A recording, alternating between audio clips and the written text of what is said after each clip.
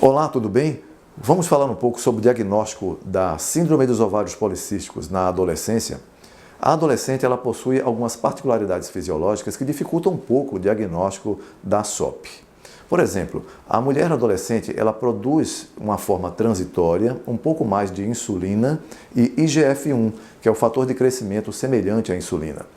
Esses dois levam a maior fabricação, uma maior produção de hormônios androgênicos, como por exemplo a testosterona, 17-hidroxiprogesterona, androstenediona, o sulfato de deidroepiandrosterona.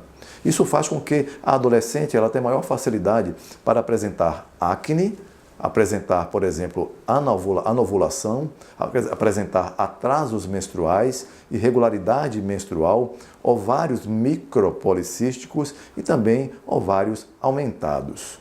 Isso são características, logicamente, da SOP e que muitas vezes são confundidas durante a adolescência como algo patológico. Em outras palavras, deveremos aguardar pelo menos até 2 anos depois da menarca, ou seja, da primeira menstruação, para saber se esses fatores ainda permanecem ou não, ou, de acordo com alguns outros autores, aguardar inclusive até 8 anos após a menarca, o que coincide basicamente em torno dos 19 anos. A Organização Mundial de Saúde considera a adolescência aquele período que vai de 10 até 19 anos de idade. Então, aguardaríamos até 18 anos para que realmente tenhamos a certeza de que realmente a mulher com adolescente ela tem SOP ou não, assim que ela passar para a vida adulta, quando essas alterações fisiológicas naturalmente desapareceriam. É por isso que, por exemplo, a utilização da ultrassonografia para o diagnóstico da SOP na mulher adolescente é totalmente dispensável, porque você realizar um exame ecográfico numa mulher adolescente e identificarmos nesse momento a presença de ovários micropolicísticos ou um ovário acima de 10 centímetros cúbicos pode não necessariamente significar um quadro de síndrome dos ovários policísticos. Esse fenômeno pode desaparecer após a paciente atingir a fase adulta, quando normalizarem os níveis de IGF-1 e os níveis de insulina.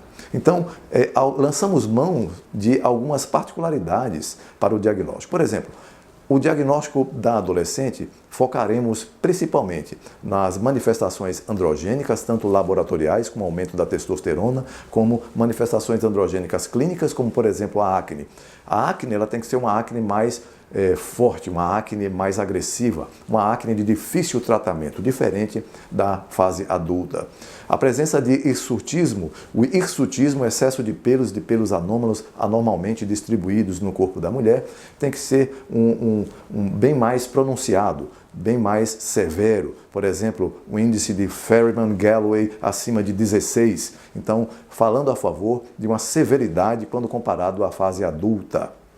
Além disso, na ultrassonografia, ela servirá apenas para completar o fenótipo, ou seja, não ajudará para o diagnóstico, mas ajudará em identificar um fenótipo, que são o tipo da SOP, que poderá interferir também no tratamento. Então, essas são algumas particularidades que apontam que o diagnóstico da SOP só seja firmado, de acordo com alguns autores, a partir de 2 anos após a menarca ou no término, ao final da adolescência, na passagem para a vida adulta. Por exemplo, quando a adolescente completasse 19 anos. Porque a Organização Mundial de Saúde considera, inclusive, o período da adolescência que vai de 10 até 19 anos de idade.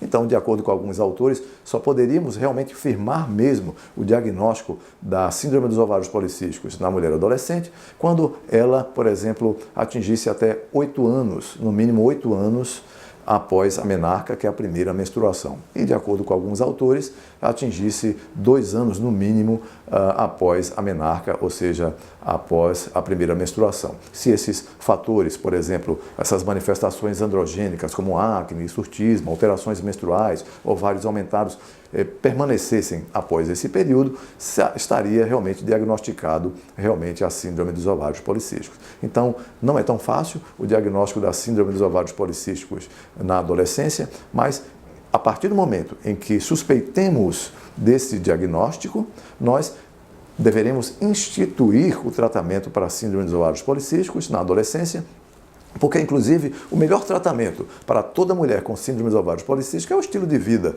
Então, não afetaria em nada, muito pelo contrário, melhoraria a qualidade de vida de toda adolescente, começar uma reeducação alimentar, exercícios físicos regulares, dormir bem e gerenciar o estresse. Com toda certeza, em se tratando da síndrome dos ovários policísticos, poderia contribuir grandemente para o tratamento desta mulher adolescente com a suspeita de síndrome dos ovários policísticos. Então, apesar da dificuldade do diagnóstico da SOP na adolescência, não deveremos protelar nunca o tratamento para a síndrome dos ovários policísticos. Poderemos começar simplesmente com estilo de vida e, se houver necessidade, poderemos começar também sensibilizadores da insulina, como a própria metformina. Diversos estudos já recomendam a sua utilização na mulher adolescente com SOP, principalmente aquela com sobrepeso e obesidade. E, logicamente, lançar mão de elementos extremamente naturais que são antioxidantes. Eu chamo a atenção exatamente para, por exemplo, para a coenzima Q10, para a N-acetilcisteína, o resveratrol, o ácido alfa-lipoico, dentre outros, que podem ser de extrema importância combatendo o estresse oxidativo, que vem, inclusive, a prejudicar, ao levar ao aparecimento da resistência insulínica, inclusive em adolescentes. Assim, espero ter ajudado, de alguma forma, a elucidar algumas dúvidas sobre o tratamento da SOP na adolescência.